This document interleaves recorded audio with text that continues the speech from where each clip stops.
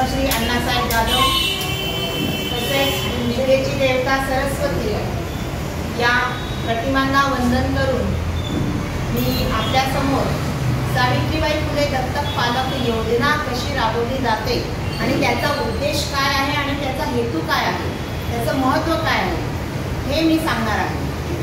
विद्यार्थ्यांनो, आपल्या संस्थेचे संस्थापक तुम्हाला नाव माहिती आहे सगळ्यांना?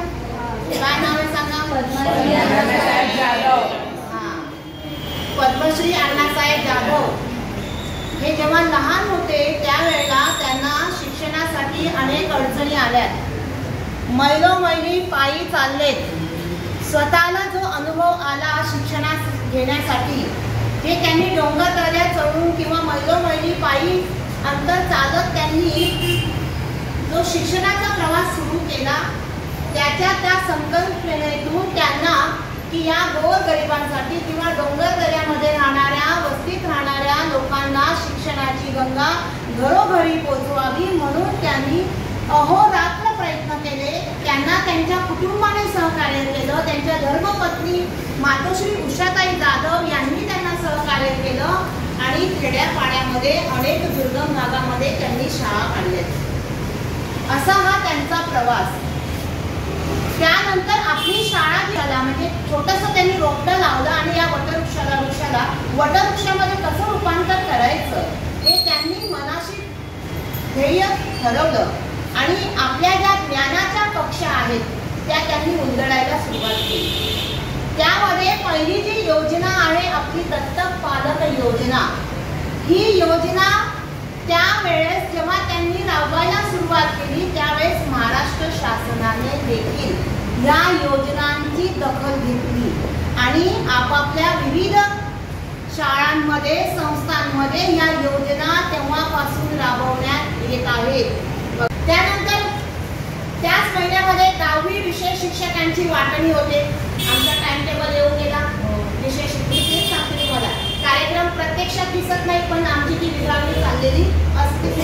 मॅडमचे विद्यार्थी कोण असणार? इथे उभे राहा। हे नाव आली सांगते। पहिलं नाव माझं आहे।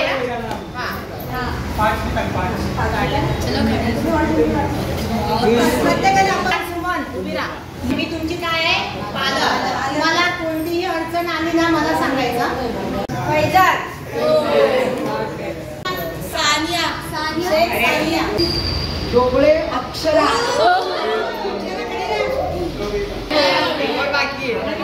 हे पण ऐका बाळांनो, ही नुसती फॉर्मॅलिटी आहे की 5-5 विद्यार्थी, याचा अर्थ असा नाही की मी कोणाचेही प्रॉब्लेम कोणालाही सांगू शकता।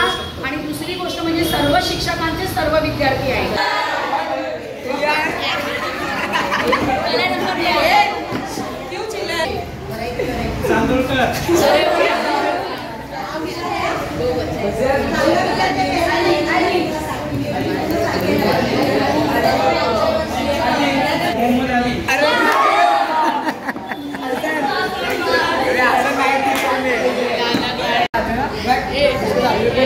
समीना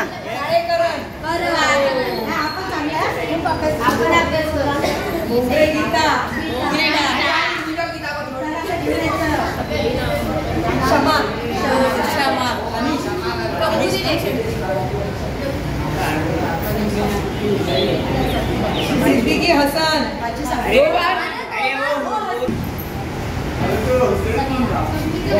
सैयद समीर।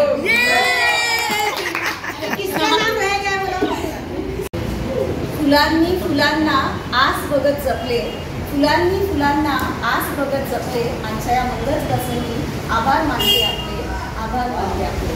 आजच्या कार्यक्रमाचं अतिशय सुंदर नियोजन, बैठक व्यवस्था, सुंदर प्रतिमापूजन या सगळ्याचं अतिशय सुंदर मार्गदर्शन शिक्षकांना आपल्या शाळेच्या मुख्याध्यापिका सौ देविका वानखेडे मॅडम यांनी केलेलं आहे आणि म्हणूनच हा कार्यक्रम अतिशय चांगल्या पद्धतीने पार पाडलेला आहे। म्हणून मी आपल्या सर्वांच्या वतीने मॅडमचे आभार मानते।